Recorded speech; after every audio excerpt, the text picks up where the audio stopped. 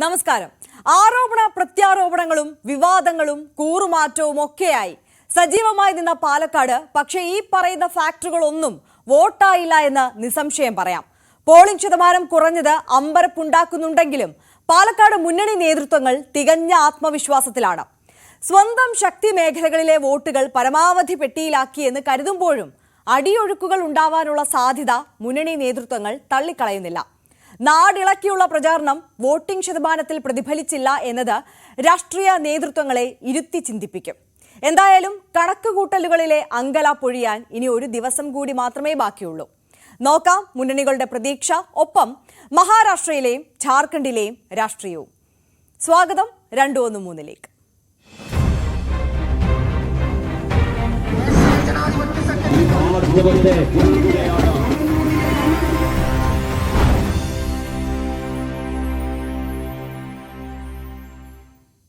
ആദ്യം പാലക്കാട്ടേക്ക് തന്നെ പോകാം.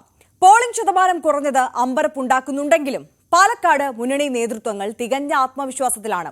സ്വന്തം ശക്തി മേഖലകളിലെ വോട്ടുകൾ പരമാവധി പെട്ടിയിലാക്കിയെന്ന് കരുതുമ്പോഴും അടിയൊഴുക്കുകൾ ഉണ്ടാവാനുള്ള സാധ്യത മുന്നണി നേതൃത്വങ്ങൾ തള്ളിക്കളയുന്നുമില്ല. നാടിളക്കിയുള്ള പ്രചാരണം വോട്ടിംഗ് ശതമാനത്തിൽ പ്രതിഫലിച്ചില്ല എന്നത് രാഷ്ട്രീയ നേതൃത്വങ്ങളെ ഇനിയുള്ള ദിവസങ്ങളിൽ ഇരുത്തി ചിന്തിപ്പിക്കും. 75% അതിന് മുകളിലോ ആണ് പോളിംഗ് പ്രതീക്ഷിച്ചത്. എന്നാൽ 5% പോളിംഗ് കുറഞ്ഞു. സ്വന്തം വോട്ടുകളെല്ലാം പെട്ടിയിലെന്ന് കരുതുമ്പോഴും പോളിംഗ് കുറഞ്ഞത് കണക്കെടുപ്പ് പ്രവചനാതീതമാക്കുന്നു. ഗ്രാമമേഖലകളേക്കാൾ നഗരസഭാ പരിധിയിൽ വോട്ടിംഗിൽ കുറവ് രേഖപ്പെടുത്തി. വമ്പൻ തെരഞ്ഞെടുപ്പ് പ്രചരണം പോളിംഗ് ശതമാനം വർദ്ധിപ്പിച്ചില്ല. വോട്ടെടുപ്പ് തീയതി നീട്ടിവെച്ചത് കൽപ്പാത്തിയിൽ വോട്ടിംഗിൽ പ്രകടമായില്ല.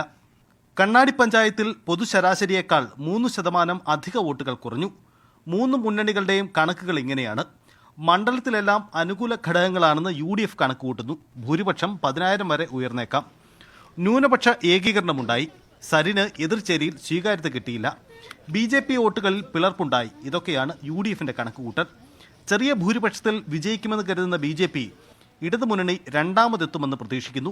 ന്യൂനപക്ഷ വോട്ടുകളിൽ പിളർപ്പുണ്ടായി. സന്ദീപ് വാര്യർ UDFിലെത്തിയത് ഗുണം ചെയ്തു. നഗരത്തിലെ ശക്തി മേഖലകളിൽ കനത്ത പോളിംഗ്. ഇതൊക്കെയാണ് BJPയുടെ ആത്മവിശ്വാസം. വിജയത്തിനടുത്തെത്തിയ പ്രകടനം ഉറപ്പുവരുത്താൻ കഴിഞ്ഞു എന്നത് ഇടതുമുന്നണിയുടെ പ്രതീക്ഷയാണ്. രണ്ടാമതെത്തുമെന്ന് ഉറപ്പ്. സ്ഥാനാർത്ഥിയുടെ സ്വീകാര്യത വർദ്ധിച്ചാൽ ഒരുപക്ഷെ വിജയിച്ചേക്കാം. 10,000 വോട്ടുകൾ അധികമായി സമാഹരിക്കും. BJP മൂന്നാമതെത്തുമെന്നും ഇടതുമുന്നണി കണക്കുകൂട്ടുന്നു. നാടിളക്കിയുള്ള പ്രചരണം നടത്തിയിട്ടും ഇത് പോളിംഗിൽ പ്രതിഫലിക്കാത്തത് എന്തുകൊണ്ടാണെന്ന് രാഷ്ട്രീയ നേതൃത്വങ്ങളെ ഇരുത്തി ചിന്തിപ്പിക്കും. ഇരട്ട വോട്ട് വിവാദം പോളിംഗിൽ പ്രതിഫലിച്ചതായി കാണാനാവുന്നില്ല. ഫലത്തിൽ അവകാശവാദങ്ങൾക്കപ്പുറം പ്രവചനാതീതമാണ് പാലക്കാടിന്റെ രാഷ്ട്രീയമെന്നുറപ്പ്. ന്യൂസ് 18 പാലക്കാട്. ഇനി 3 സ്ഥാനാർത്ഥികളുടെയും ആത്മവിശ്വാസം അതെങ്ങനെയായിരുന്നു എന്ന് നോക്കാം. CPM അനുഭാവികളുടെ വോട്ടും BJPയിലെ അസംതൃപ്തരുടെ വോട്ടും ലഭിച്ചെന്ന് രാഹുൽ മാങ്കൂട്ടത്തിൽ പറയുന്നു. UDF ക്യാമ്പിൽ വോട്ട് ചോർച്ച ഉണ്ടാകുമെന്നും അത് അനുകൂലമാകുമെന്നുമാണ് സരിന്റെ കണക്കുകൂട്ടൽ.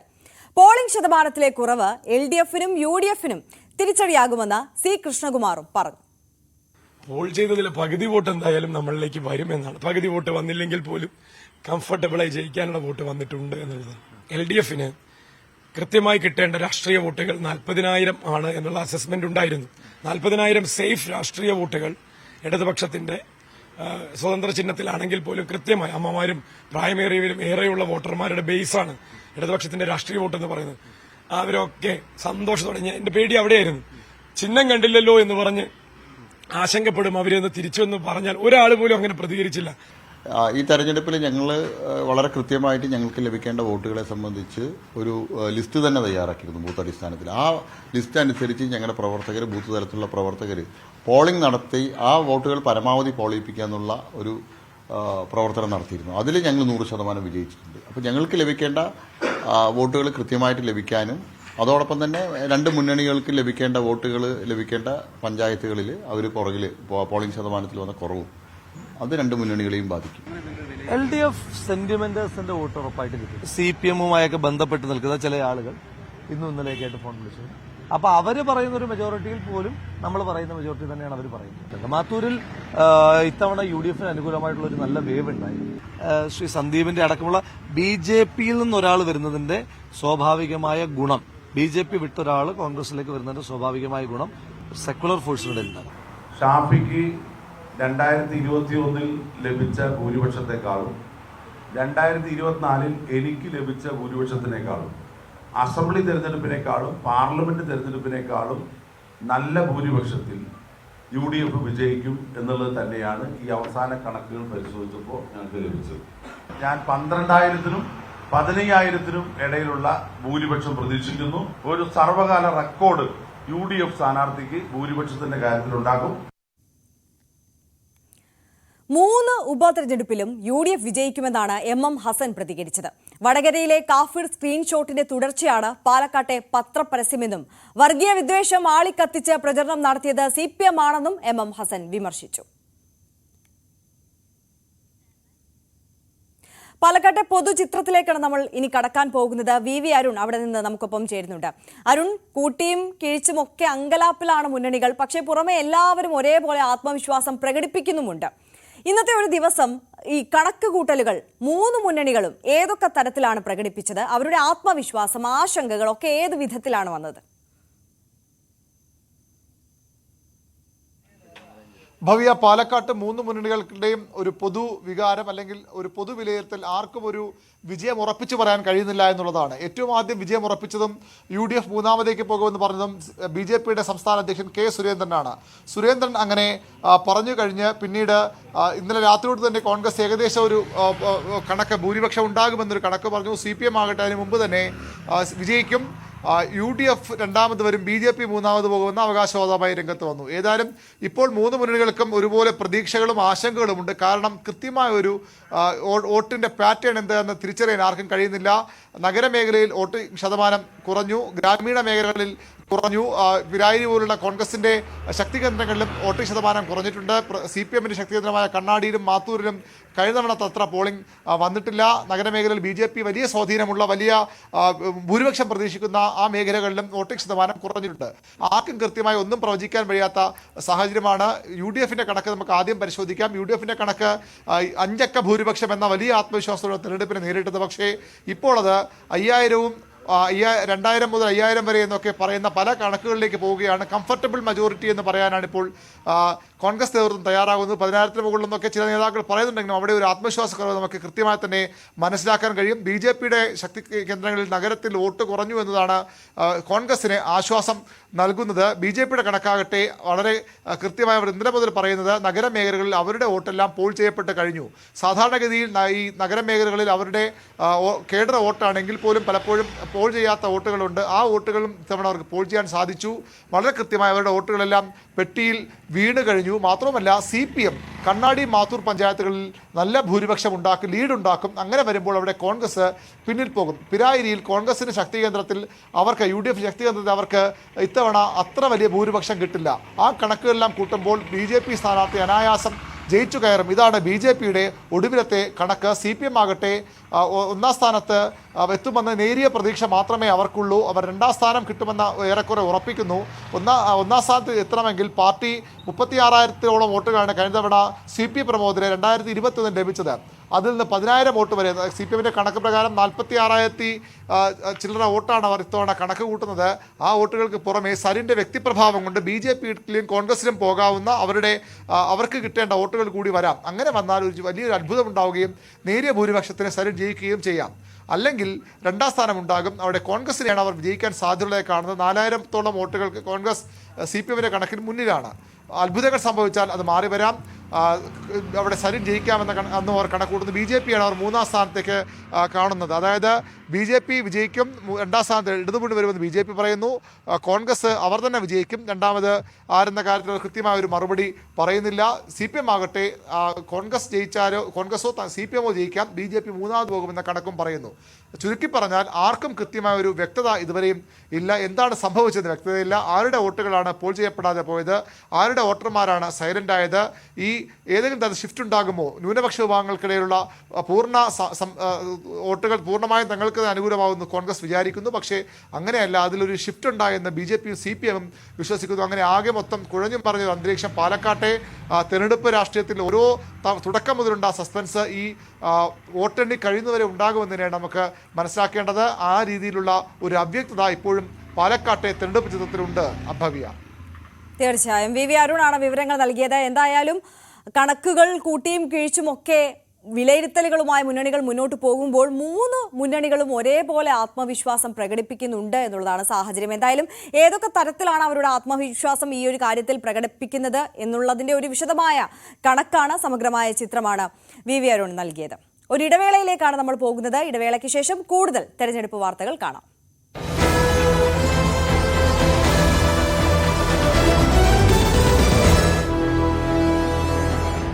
നിയമ പോരാട്ടം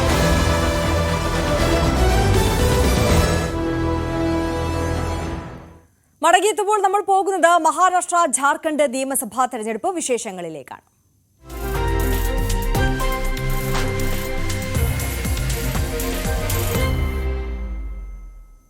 പാലക്കാട് പോളിംഗ് ശതമാനം കുറഞ്ഞതാണ് മുന്നണികളെ ആശങ്കപ്പെടുത്തുന്നതെങ്കിൽ മഹാരാഷ്ട്രയിൽ ഉയർന്ന പോളിംഗ് ആണ് മുന്നണികളുടെ നെഞ്ചിടിപ്പേറ്റുന്നത്.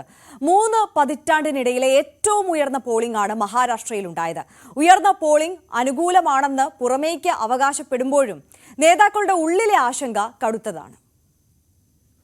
പുറത്തു വന്ന കണക്കനുസരിച്ച് 65.1% പോളിംഗ്. ഇതോ ഇത്ര വലിയ കണക്കെന്ന് സംശയം 70% മേൽ പോളിംഗ് പതിവായ കേരളീയർക്കുണ്ടാകാം. എന്നാൽ മഹാരാഷ്ട്രയിൽ 1995 ശേഷം രേഖപ്പെടുത്തിയ ഏറ്റവും ഉയർന്ന പോളിംഗ് ശതമാനമാണിത്.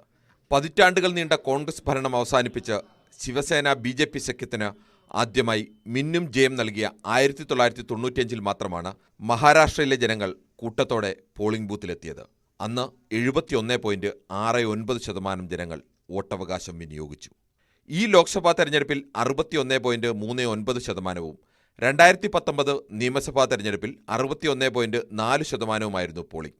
7 നടക്കുന്ന രണ്ടാമത്തെ തെരഞ്ഞെടുപ്പായിട്ടും വോട്ട് ചെയ്തവരുടെ എണ്ണം ഇത്തവണ കൂടി. 4% പേരാണ് ഇക്കുറി അധികമായി വോട്ട് ചെയ്തത്. എല്ലാ പാർട്ടികളുടെയും പരമ്പരാഗത ശക്തി മേഖലകളിൽ ഏറിയും കുറഞ്ഞും വോട്ടിംഗ് ശതമാനം കൂടിയിട്ടുണ്ട്. ലോക്സഭാ തെരഞ്ഞെടുപ്പിലേറ്റ തിരിച്ചടി മറികടക്കാനായി പരമാവധി വോട്ടർമാരെ ബൂത്തിലെത്തിക്കാൻ BJPക്കൊപ്പം RSSും നടത്തിയ താഴെത്തട്ടിലെ പ്രവർത്തനമാണ് വോട്ടിംഗ് ശതമാനം ഉയർത്തിയതെന്നാണ് BJP വാദം. എന്നാൽ മഹാവികാസ് അഘാഡിക്ക് അനുകൂലമായ വലിയ തരംഗമാണ് വോട്ടിംഗ് ശതമാനം ഉയർത്തിയതെന്ന് മറുപക്ഷവും വാദിക്കുന്നു. मुझे ऐसा लगता है कि जब जब वोटिंग परसेंटेज बढ़ता है तो BJP को ही उसका फायदा होता है. तो मैं ऐसा मानता हूं कि निश्चित रूप से ये जो बढ़ा हुआ वोटिंग परसेंटेज है ये BJP और हमारे अलायंस के लिए, महायुति के लिए ये फायदा हमको देगा और इसका फायदा हमको होगा. कांग्रेस की लीडरशिप में ही सरकार महाविकास आघाड़ी की बनेगी. जो मतदान का जो रुझान आ रहा है, कॉल आ रहा है, जो लोग मतदान के लिए जा रहे हैं, तो उसके आधार पर राज्य में कांग्रेस की सबसे ज्यादा कैंडिडेट चुन के आएंगे. महाविकास आघाड़ी की सरकार आएंगी, इसमें कोई दो मत नहीं है. എക്സിറ്റ് പോൾ ഫലങ്ങൾ പൊതുവെ മഹായുതിക്ക് മേൽക്കൈ നൽകുന്നുണ്ടെങ്കിലും ഇരു മുന്നണികളും തമ്മിലുള്ള സീറ്റ് വ്യത്യാസം ചെറുതാണ്. ശനിയാഴ്ച വോട്ടെണ്ണൽ കഴിയുമ്പോൾ സർക്കാർ രൂപീകരണത്തിനുള്ള വ്യക്തമായ ഭൂരിപക്ഷം ലഭിക്കുമെന്ന ഉറച്ച ആത്മവിശ്വാസമാണ് പരസ്യമായി ഇരു മുന്നണികളും പങ്കുവയ്ക്കുന്നത്. Election desk, news 18. വിജയമുറപ്പിച്ച കോൺഗ്രസിൽ നിന്നും വിജയം തട്ടിയെടുത്ത ഹരിയാന മാതൃക മഹാരാഷ്ട്രയിലും പരീക്ഷിച്ച് BJP. എക്സിറ്റ് പോൾ ഫലങ്ങൾ നൽകുന്ന മേൽക്കൈ ഇതിന്റെ വിജയം കൂടിയായി BJP കണക്കുകൂട്ടുന്നു. എന്നാൽ ഹരിയാന പരാജയത്തിൽ നിന്ന് പാഠം പഠിച്ച് തിരുത്തിയ പ്രവർത്തനങ്ങളിലൂടെ BJP വിജയം തടയാനാകുമെന്ന ഉറച്ച ആത്മവിശ്വാസത്തിലാണ് കോൺഗ്രസ് ക്യാമ്പ്. വോട്ടെണ്ണും വരെ BJP ഒഴികെ എല്ലാവരും ഹരിയാനയിൽ കോൺഗ്രസ് വിജയമാണ് പ്രവചിച്ചിരുന്നത്. എന്നാൽ BJP ക്യാമ്പിലെ ആത്മവിശ്വാസമാണ് തെരഞ്ഞെടുപ്പ് ഫലത്തിൽ പ്രതിഫലിച്ചത്. ഹരിയാനയിൽ കോൺഗ്രസ് ജാട്ട് വോട്ടുകൾക്ക് പിന്നാലെ പോയപ്പോൾ ജാട്ടിതര ജാതി വിഭാഗങ്ങളുടെ വോട്ട് സമാഹരണത്തിലൂടെയാണ് BJP വിജയം നേടിയത്. ജാതി വിഭാഗങ്ങളുടെ ഏകീകരണത്തിലൂടെ ഭരണവിരുദ്ധ വികാരത്തെ മറികടക്കാനും BJPക്കായി. സമാന തന്ത്രമാണ് മഹാരാഷ്ട്രയിലും BJP പയറ്റിയത്. ലോക്സഭാ തെരഞ്ഞെടുപ്പിൽ എതിരായ OBC വോട്ടുകളുടെ ഏകീകരണവും സമാഹരണവും ലക്ഷ്യമിട്ടാണ് പ്രധാനമന്ത്രി നരേന്ദ്രമോദി മുതലുള്ള നേതാക്കൾ ഏക് ഹേ തോ സേഫ് ഹേ മുദ്രാവാക്യം ആവർത്തിച്ചുയർത്തിയത്. ഉത്തർപ്രദേശ് മുഖ്യമന്ത്രി യോഗി ആദിത്യനാഥ് ഒരു പടി കൂടി കടന്ന് ബാത്തേഗേ തോ കാട്ടേഗേ എന്ന ഹിന്ദു വികാരമുണർത്തുന്ന കടുത്ത വർഗീയ മുദ്രാവാക്യങ്ങൾ ഉയർത്തി. മറാത്ത, ദളിത്, മുസ്ലിം വോട്ടുകൾ BJP വിരുദ്ധ പാളയത്തിലേക്കെന്ന് മുൻകൂട്ടി മനസ്സിലാക്കി OBC വോട്ടുകളുടെ സമാഹരണത്തിൽ ശ്രദ്ധയൂന്നി. ക്രീമിലെയർ വരുമാന പരിധി 8 ലക്ഷത്തിൽ നിന്നും 15 ലക്ഷമാക്കി ഉയർത്തണമെന്ന ആവശ്യം ഷിൻഡെ സർക്കാർ ഉയർത്തിയതും ഈ വോട്ട് ബാങ്ക് ലക്ഷ്യമിട്ടാണ്. OBC പട്ടികയിൽപ്പെടാത്ത ഉപജാതികളെ OBC പട്ടികയിൽപ്പെടുത്താനുള്ള ശുപാർശയും ഇതേ ലക്ഷ്യത്തിലാണ്. മുസ്ലിം വോട്ട് ബാങ്ക് നിർണായകമായ NCP അജിത് പവാർ വിഭാഗം നവാബ് മാലിക്കിന് സീറ്റ് നൽകിയപ്പോൾ BJP പരസ്യമായി എതിർത്തതും ഹിന്ദു വോട്ട് ബാങ്ക് ലക്ഷ്യമിട്ട് തന്നെയാണ്. BJPയുടെ ഹരിയാന തന്ത്രം മഹാരാഷ്ട്രയിൽ വിജയിച്ചോ എന്നറിയാൻ ശനിയാഴ്ച വോട്ടെണ്ണും വരെ കാത്തിരിക്കുകയേ വഴിയുള്ളൂ. Election desk, news 18. മഹാരാഷ്ട്രയിൽ മഹാവികാസ് അഘാഡിക്ക് ഭൂരിപക്ഷം കിട്ടുമെന്ന് മുഖ്യമന്ത്രി ആരാകുമെന്ന് അപ്പോൾ തീരുമാനിക്കാമെന്നും കോൺഗ്രസ് നേതാവ് താരിഖ് അൻവർ പറഞ്ഞു. മുഖ്യമന്ത്രി സ്ഥാനത്തെക്കുറിച്ച് പറഞ്ഞ് വിവാദത്തിനില്ലെന്നും താരിഖ് പ്രതികരിച്ചു. जाहिर है कि परिणाम आने के बाद अगर हम सरकार बनाने के पोजीशन में रहेंगे तो आपस में बैठकर फैसला करेंगे. कोई ऐसी बात नहीं है, कोई इसमें किसी तरह का कंट्रोवर्सी होगा या किसी तरह का विवाद होगा, मुझे नहीं लगता है. ഇനി ജാർഖണ്ഡിലേക്ക് വന്നാൽ എക്സിറ്റ് പോൾ ഫല പ്രവചനങ്ങളെ ഒരുപോലെ തള്ളുകയാണ് BJPയും JMMഉം. എക്സിറ്റ് പോൾ ഫലങ്ങളെക്കാൾ മികച്ച മാർജിനിൽ ജയിക്കുമെന്നാണ് BJPയുടെ അവകാശവാദം. പാടെ തെറ്റിപ്പോയ സമീപകാല എക്സിറ്റ് പോൾ ഫലങ്ങൾ ചൂണ്ടിക്കാട്ടി എക്സിറ്റ് പോളുകളുടെ വിശ്വാസ്യത ചോദ്യം ചെയ്യുകയാണ് JMM. ജാർഖണ്ഡിൽ എക്സിറ്റ് പോളുകൾ പൊതുവെ BJP വിജയം പ്രവചിക്കുന്നു. കഴിഞ്ഞ തവണ JMM വിജയം പ്രവചിച്ച ഏജൻസി ഇക്കുറിയും JMMനെ ആധികാരിക ജയം പ്രവചിക്കുന്നു. ജാർഖണ്ഡിൽ BJP സർക്കാർ രൂപീകരണം ഉറപ്പാണെന്നും മികച്ച ഭൂരിപക്ഷം ഉറപ്പാക്കാനായെന്ന സന്തോഷത്തോടെയാണ് മടങ്ങുന്നതെന്നും ജാർഖണ്ഡ് BJP ഇൻചാർജ് ശിവരാജ് സിംഗ് ചൌഹാൻ പറഞ്ഞു. यहाँ खनिज संपदा, यहाँ वन संपदा, यहाँ जल संपदा, यहाँ जन संपदा, यहाँ के परिश्रमी लोग, उपजाऊ भूमि, इतना कुछ है कि झारखंड सचमुच में विकास के और प्रगति के नए आयाम छू सकता है. और मुझे विश्वास है कि झारखंड में अब BJP की NDA की सरकार बनेगी और संसाधनों का बेहतर उपयोग करके एक समृद्ध, विकसित, सशक्त और घुसपैठिया मुक्त राज्य बनेगा झारखंड. 5 വർഷം ജാർഖണ്ഡിനെ കൊള്ളയടിച്ച ഹേമന്ത് സോറൻ സർക്കാരിനെതിരായ വിധി വരുമെന്ന് ജാർഖണ്ഡ് BJP അധ്യക്ഷൻ ബാബുലാൽ മറാണ്ടി പറഞ്ഞു.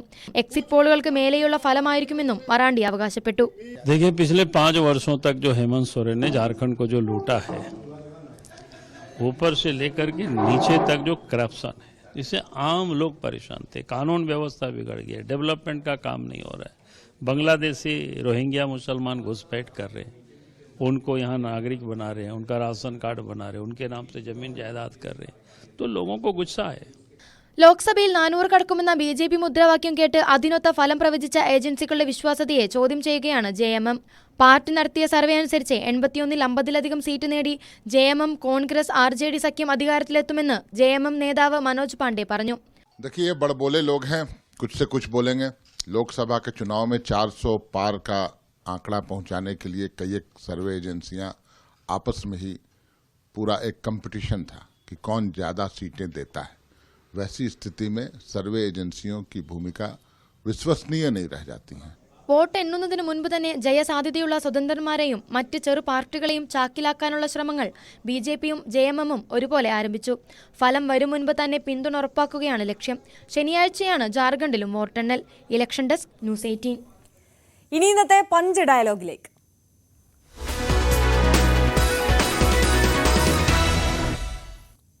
പാലക്കാട്ടെ 3 സ്ഥാനാർത്ഥികളുടെയും ആത്മവിശ്വാസവും കണക്കും അനുസരിച്ചാണെങ്കിൽ 3 പേരും ജയിക്കേണ്ടി വരും.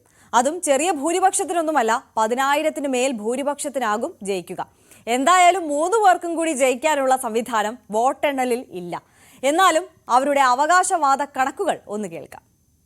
പോൾ ചെയ്തതിലെ പകുതി വോട്ട് എന്തായാലും നമ്മളിലേക്ക് വരുമെന്നാണ്. പകുതി വോട്ട് വന്നില്ലെങ്കിൽ പോലും കംഫർട്ടബിളായി ജയിക്കാനുള്ള വോട്ട് വന്നിട്ടുണ്ട് എന്നുള്ളത്. ചിഹ്നം കണ്ടില്ലല്ലോ എന്ന് പറഞ്ഞ് ആശങ്കപ്പെടും അവരെന്ന് തിരിച്ചെന്ന് പറഞ്ഞാൽ ഒരാൾ പോലും അങ്ങനെ പ്രതികരിച്ചില്ല. കണ്ണാടിയിൽ മാത്തൂരിൽ നമ്മളത് പ്രത്യേകം നിർദ്ദേശം കൊടുത്തിരുന്നു. ഏതെങ്കിലും അമ്മമാർ തിരിച്ചു വന്ന് ചിഹ്നം കണ്ടില്ല, ഞാനതുകൊണ്ട് ചെയ്യാതെ വന്നു, അല്ലെങ്കിൽ ഞാൻ എവിടെയോ ചെയ്തു എന്നുള്ള അങ്ങനെ ഒരു ആൾ പോലും ഇല്ല. ഭൂരിപക്ഷം നമ്മൾ തുടക്കത്തിലൊക്കെ പറഞ്ഞിരുന്ന ഭൂരിപക്ഷം തന്നെ ഉണ്ടാകും. ഞാനൊരു ഭൂരിപക്ഷവും പറഞ്ഞിട്ടില്ല, പക്ഷേ പാർട്ടി അനുമാനിക്കുന്ന ഭൂരിപക്ഷത്തിൽ നിന്ന് കുറയേണ്ടുന്ന ഒരു സാഹചര്യം ഉണ്ടായിട്ടില്ല. BJPയോടുള്ള ഒരു ആന്റി വോട്ടുണ്ട് BJP പ്രവർത്തകർക്കിടയിൽ. അപ്പൊ ആ പ്രവർത്തകർക്ക് വന്ന് മറ്റൊരു പാർട്ടിക്കാരന് വോട്ട് ചെയ്യാൻ ചിലപ്പോൾ പറ്റിയെന്ന് വരില്ല. അപ്പൊ അതുകൊണ്ട് അവിടെ വോട്ടുകൾ കുറയും എന്ന് പറഞ്ഞിരുന്നു. അപ്പം റിസൾട്ട് വരുമ്പോഴും ഏതാണ്ട് അതങ്ങനെ തന്നെയാണ് നിലനിൽക്കുന്നത്. LDF സെന്റിമെന്റേഴ്സിന്റെ വോട്ട് ഉറപ്പായിട്ട് കിട്ടും. LDF സെന്റിമെന്റേഴ്സിന്റെ വോട്ട് ഉറപ്പായിട്ട് കിട്ടും. കാരണം തെരഞ്ഞെടുപ്പിന് ശേഷം കുറെ കൂടെ റിലാക്സ്ഡ് ആയിട്ട് പറയുന്ന ആളുകൾ, കുറെ കൂടെ റിലാക്സ്ഡ് ആയിട്ട് ഇപ്പം CPM-ഉമായൊക്കെ ബന്ധപ്പെട്ട് നിൽക്കുന്ന ചില ആളുകൾ ഇന്നും ഇന്നലെയൊക്കെ ആയിട്ട് ഫോൺ വിളിച്ചു. അപ്പൊ അവര് പറയുന്ന ഒരു മെജോറിറ്റിയിൽ പോലും നമ്മൾ പറയുന്ന മെജോറിറ്റി തന്നെയാണ് അവർ പറയുന്നത്. ഈ തെരഞ്ഞെടുപ്പിൽ ഞങ്ങൾ വളരെ കൃത്യമായിട്ട് ഞങ്ങൾക്ക് ലഭിക്കേണ്ട വോട്ടുകളെ സംബന്ധിച്ച് ഒരു ലിസ്റ്റ് തന്നെ തയ്യാറാക്കിയിരുന്നു ബൂത്ത് അടിസ്ഥാനത്തിൽ. ആ ലിസ്റ്റ് അനുസരിച്ച് ഞങ്ങളുടെ പ്രവർത്തകർ, ബൂത്ത് തലത്തിലുള്ള പ്രവർത്തകർ പോളിംഗ് നടത്തി ആ വോട്ടുകൾ പരമാവധി പോളിപ്പിക്കുക എന്നുള്ള ഒരു പ്രവർത്തനം നടത്തിയിരുന്നു. അതിൽ ഞങ്ങൾ 100% വിജയിച്ചിട്ടുണ്ട്. അപ്പോൾ ഞങ്ങൾക്ക് ലഭിക്കേണ്ട വോട്ടുകൾ കൃത്യമായിട്ട് ലഭിക്കാനും അതോടൊപ്പം തന്നെ രണ്ട് മുന്നണികൾക്ക് ലഭിക്കേണ്ട വോട്ടുകൾ ലഭിക്കേണ്ട പഞ്ചായത്തുകളിൽ അവർ പുറകിൽ പോളിംഗ് ശതമാനത്തിൽ വന്ന കുറവും അത് രണ്ട് മുന്നണികളെയും ബാധിക്കും.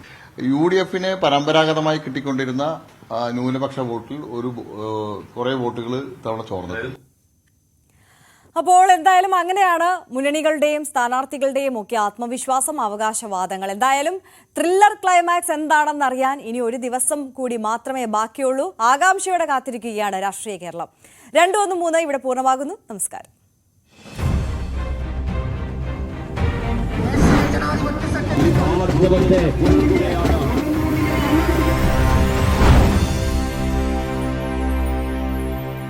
നിയമ പോരാട്ടം